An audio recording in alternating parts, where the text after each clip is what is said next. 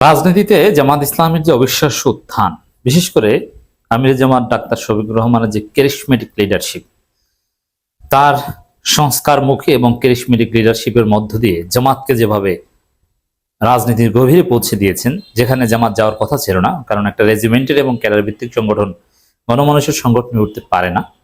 কিন্তু আমির জামাত ডাক্তার শফিকুর রহমান সেই অসম্ভবকে সম্ভব করেছেন। কিছুদিন পর এটা আপনারা আরো দেখবেন। বিশেষ করে স্থানীয় সরকার নির্বাচন শুরু হলে তার আগে জামাত তাদের গঠনতন্ত্র সংশোধন করবে, সেখানে দেখবেন যে জামাত একদম গণমানুষের দল হয়ে উঠছে। গণমানুষের দল হতে জামাতের যে সাংগঠনিক বাধা ছিল, সেটা আমির জামাত ডাক্তার শফিকুর রহমান নেতৃত্বে দূর হয়ে যাচ্ছে। এতে সাংগঠনিক বিশৃঙ্খলা হবে কিছুটা, বাট ক্ষমতা কেন্দ্রিক দল হবে জামাত, ক্ষমতার জন্য পুরোপুরি উপযোগী হবে। তো এক্ষেত্রে স্থানীয় সরকার নির্বাচনে জামাতের বড় ঘাটতি দূর হবে। বিশেষ করে জাতীয় নির্বাচনে প্রার্থীদের যোগ্যতা নিয়ে নানান প্রশ্ন ছিল। বেশিরভাগ জায়গায়, বৃহত্তর বরিশালে বা বিভিন্ন জায়গায়, ময়মনসিংহ অঞ্চলে, অবশ্য ঢাকার প্রার্থীরা খুব যোগ্য ছিল। যে প্রশ্ন ছিল যে যাদেরকে প্রার্থী করা হয়েছে তারা আদৌ যেতে আসার মতো যোগ্যতা রাখেন কিনা, অথবা তারা এমপি হওয়ার মতো যোগ্য কিনা। যারা চিন্তা করতেন সর্বোচ্চ আমি ইউনিয়ন পরিষদের চেয়ারম্যান হব, তাদেরকে এমপি মনোনয়ন দেওয়া হয়েছে, যেক্ষেত্রে একটা ঘাটতি ছিল। এই ঘাটতিগুলো স্থানীয় সরকার নির্বাচনে দূর হবে। আমিরে জামাত দূর করার উদ্যোগ নিয়েছে, যেটাকে আমরা জামাতের অবিশ্বাস্য উত্থান বলতে পারি। যেমন জামাত অলরেডি ঠিক করে ফেলেছে যে জামাতের নির্বাচনী ক্যান্ডিডেট হতে রোকন হওয়ার দরকার নেই। এমনকি জামাত তার সাংগঠনিক স্ট্রাকচারে আরো কিছু কঠোরতা এনেছে। পর্দা, সুদের সাথে জড়িত থাকা, এগুলোর ক্ষেত্রে যাদের কম্প্রোমাইজ করতে হয় তাদেরকে রোকন রাখবে না, রোকন বানাবে না, এবং যারা রোকন তাদেরকেও রাখবে না, প্রয়োজনে স্থগিত করে দিবে। যাদেরকে নিয়মিত পেশাগত কারণে পর্দার সাথে কম্প্রোমাইজ করতে হয়, বাধ্য হয়ে বেপর্দার কাজ করতে এবং সুদের সাক্ষী হতে হয় বা সুদের লেনদেন করতে হয়, ঠিক আছে, আপনারা জামাতের জনপ্রতিনিধি হতে পারবেন, নির্বাচন করতে পারবেন, বাট জামাতের রোকন থাকতে পারবেন না। তো এই যে সেপারেশন, এবং যুগ যুগ ধরে যেটা অনেকেই বলে আসছে যে জামাতের যে একামতি দিনের যে প্ল্যাটফর্ম, দাওয়াতি প্ল্যাটফর্ম, এটা আলাদা থাকুক। অ্যাট দি সেম টাইম নির্বাচন রাজনীতি, এটা তো আর ওই এত পিউরিটি দিয়ে চলে না, এটা আলাদা করা হোক, কিছুটা ফ্লেক্সিবল করে দেওয়া হোক। একদম হুবহু না করা হলেও ওই কাজটাই ডাক্তার শফিকুর রহমান করছেন একটু অন্যভাবে, যাতে দুই পক্ষই খুশি। এই ধরনের যে সংস্কারের কথা, যেখানে জামাতের একটা গ্রুপ বলতে হীনমন্যতা, ইসলামী আন্দোলনে হীনমন্যতার স্থান নেই, আর একটা গ্রুপ বলতো যে রাজনীতি এটাই, যেমন কামরুজ্জামান, কাদের মোল্লা, মীর কাশেম আলী, এরা, ব্যারিস্টার আব্দুর রাজ্জাক, মুজিবুর রহমান মঞ্জু, এরা ছিলেন জামাত ইসলামী সংস্কারপন্থী। অন্যদিকে মাওলানা মতিউর রহমান নিজামী, আলী হাসান মুজাহিদ, রফিকুল ইসলাম খান, এরা ছিলেন ট্র্যাডিশনাল বা কনভেনশনাল। তো এদের মধ্যে নানান দূরত্ব বা এখতেলাফ, এই এখতেলাফ স্বাভাবিক, একটা দলের মধ্যে এই ধরনের বিভিন্ন চিন্তাধারার লোকজন থাকবে, এটা অবাক হওয়ার বা সাংগঠনিক বিশৃঙ্খলা হিসাবে দেখার সুযোগ নেই। একটা এখতেলাফ ছিল, যে কারণে যারা সংস্কার চাইতো তারা বলতো যে না, এভাবে জামাত চলবে না, এটা পরিবর্তন করেন। আর যারা সংস্কার বিরোধী ছিল তারা বলতো যে যারা সংস্কার চায় তাদের মধ্যে এটা হীনমন্যতা আছে, ইসলামী আন্দোলনে হীনমন্যতার স্থান নেই। কিন্তু ডাক্তার শফিকুর রহমান এটাকে এমনভাবে ব্যালেন্স করছেন যে কোনো পক্ষই এখানে প্রশ্ন তোলার সুযোগ পাবে না। সংস্কারপন্থী যারা সংস্কার চেয়ে আসছে, আমরা যারা সংস্কারের পক্ষে, আমরা যারা জামাতের ভিতরে এখনো রাজাকারী স্বাধীনতা বিরোধী চিন্তা ভাবনা লালন করেন তাদের বিরুদ্ধে, এবং জামাত ক্ষমতার উপযোগী একটা দল করার পক্ষে, তারাও খুশি, যাতে যার ফলে এবি পার্টির প্রতি আর কোনো আকর্ষণ কারো থাকবে না, সাবেক শিবির সব জামাত হয়ে যাবে, এবং জামাতের মধ্যে ট্র্যাডিশনাল যে অংশটা, তারাও খুশি।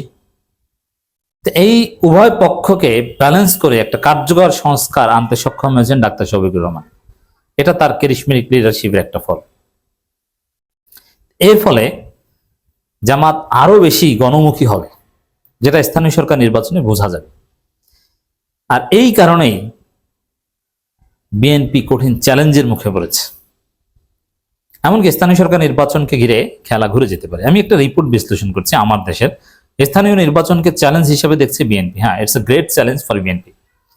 তবে এখানে আরো অনেক হিসাব আছে কেন এটা একটা চ্যালেঞ্জ, এবং এই চ্যালেঞ্জকে ঘিরে কেন রাজনীতির খেলা ঘুরে যেতে পারে, এটা আমাদেরকে বুঝতে হবে। আমরা আগেই বলেছি যে স্থানীয় সরকার নির্বাচন সুষ্ঠু হবে, এটা মনে করার কোনো কারণ নেই। নির্বাচনে ভয়াবহ কারচুপি হবে, সুষ্ঠু নির্বাচন এটা অনেক সুদূর পরাহত বিষয়। বর্তমান যে আলামত লক্ষণ রাজনীতির যে বাস্তবতা আমরা দেখতে পাচ্ছি, তাতে নির্বাচন সুষ্ঠু হওয়ার কোনো সম্ভাবনা নেই, ভয়াবহ কারচুপি হবে। বিএনপি যেসব জায়গায় জামাতকে ছাড় দিবে, জিততে দিবে, সেসব জায়গায় জিততে পারবে, আর যেসব জায়গায় জিততে দিবে না সেসব জায়গায় জিততে পারবে না। এর মানে এটা কোনো সুষ্ঠু নির্বাচন হবে না। তবে এটা এতটাই চ্যালেঞ্জ যে সুষ্ঠু নির্বাচন না দিলে সেটা বিএনপি সরকারের পতনের কারণ হতে পারে। কারণ এই নির্বাচন সুষ্ঠু না দেওয়া, কারচুপি করা, নিয়ন্ত্রিত নির্বাচন করা, এর মধ্য দিয়ে কিন্তু আওয়ামী ফেসিবাদ, এবং সেই আওয়ামী ফেসিবাদের পতন হয়েছে। আবারও যদি সেম ঘটনা ঘটে, এটা জনগণ সহ্য করতে পারবে না। তখন বিএনপিকে জনগণ একদম সহজেই আওয়ামী লীগের কাতারে ফেলে দিবে। এটা হজম করতে বিএনপি সরকার পারবে না। তো বিএনপির যে চিরচরিত স্বভাব নির্বাচনে কারচুপি করা, এবং যেটা করার সম্ভাবনাই বেশি আসছে স্থানীয় সরকার নির্বাচনে, সেটা করলে সেটা বিএনপির জন্য খুবই খারাপ হবে, হজম করতে পারবে না। এটা একটা চ্যালেঞ্জ। আবার যদি নির্বাচনে কারচুপি না করে সুষ্ঠু নির্বাচন হতে দেয়, তাহলে জামাতের অবিশ্বাস্য উত্থান, জামাত জিতে যাবে। আর স্থানীয় সরকার নির্বাচনে জামাত জাতীয় নির্বাচন কিংবা সরকার পরিবর্তনের জন্য যে নির্বাচন হয়, ওই নির্বাচনে জামাতের অনেক ঘাটতি থাকে, দুর্বলতা থাকে। জামাতের এমপি ক্যান্ডিডেট যারা যারা হয়েছেন তারা যোগ্য, আবার অনেক যোগ্য লোক হতে পারেননি, কিন্তু ওভারঅল বেশিরভাগ ক্যান্ডিডেট যোগ্য ছিলেন না, যারা এমপি ইলেকশন লেজিসলেচার হওয়ার যোগ্যতা রাখতেন না।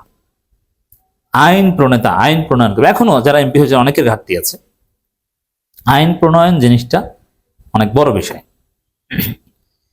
জামাতের লোকজনের এভারেজ জামাতের এখন নতুন ভাবে গঠনতন্ত্র সংশোধনের পর যে জামাত আসবে, সেই জামাত বিএনপি আওয়ামী লীগের চেয়ে যোগ্য হবে আমরা বিশ্বাস করি। তবে এভারেজ বা কনভেনশনাল জামাত, তাদের ঘাটতি ছিল। তাদের বেশিরভাগ নেতাদেরকে আমি বলি যে সাংগঠনিক কেরানি, তারা রিপোর্ট, কিছু কাগজ, টাকা পয়সার হিসাব নিকাশ, কিছু ভাউচার ইস্যু করা, নিজেরা দেয়, অন্যের ভাউচারে সাইন করে, রোকন বানায়, এর মধ্যে সীমাবদ্ধ। কিছু লোকজনকে নিয়ে নাড়াচাড়া করে, জেলা আমির বা থানা আমির, এদের দৌড় হচ্ছে এই পর্যন্ত। কিন্তু সব শ্রেণী পেশার মানুষ, মাদক ব্যবসায়ী থেকে শুরু করে মাস্তান, সবাইকে ডিল করার যে রাজনীতি, এই কোয়ালিটি জামাতের অধিকাংশ নেতার ছিল না। যার ফলে তাদের দুর্বলতা ছিল। কিন্তু এই যে জামাত নেতাদের একদিকে দুর্বলতা, কিন্তু তারপরও দেখেন, আপনি একসাথে সৎ হবেন, পরহেজগার হবেন, আবার মাদক ব্যবসায়ী এবং মাস্তানদেরকেও ডিল করবেন, এটা কঠিন। জামাতের লোকজন ভালো বলে তাদের এই জায়গাটায় তাদের অযোগ্যতা ছিল। ভালো লোক সব জায়গায় তো আর কাজ করতে পারে না। কিন্তু এই যে সাংগঠনিক কেরানি টাইপের নেতা, এদের জন্য স্থানীয় সরকার নির্বাচন খুব উপযোগী। এই লোকগুলো হয়তোবা লেজিসলেটিভ রোল ভালোভাবে প্লে করতে পারতো না, অযোগ্য, কিন্তু তাদেরকে যদি চেয়ারম্যান বানিয়ে দেওয়া হয়, তাদেরকে যদি কাউন্সিলর বানিয়ে দেওয়া হয়, পৌরসভার মেয়র বানিয়ে দেওয়া হয়, তারা 100তে 100, তারাই সবচাইতে যোগ্য। কারণ চেয়ারম্যান, কাউন্সিলর এইসব জায়গায় লাগেই হচ্ছে সৎ লোক এবং একদম রুটিন ওয়ার্ক করা লোক, জনগণকে নির্দিষ্ট জায়গায় জনগণকে সময় দেওয়ার লোক। এইসব জায়গায় জামাতের নেতৃবৃন্দ যে কারো চাইতে যোগ্য।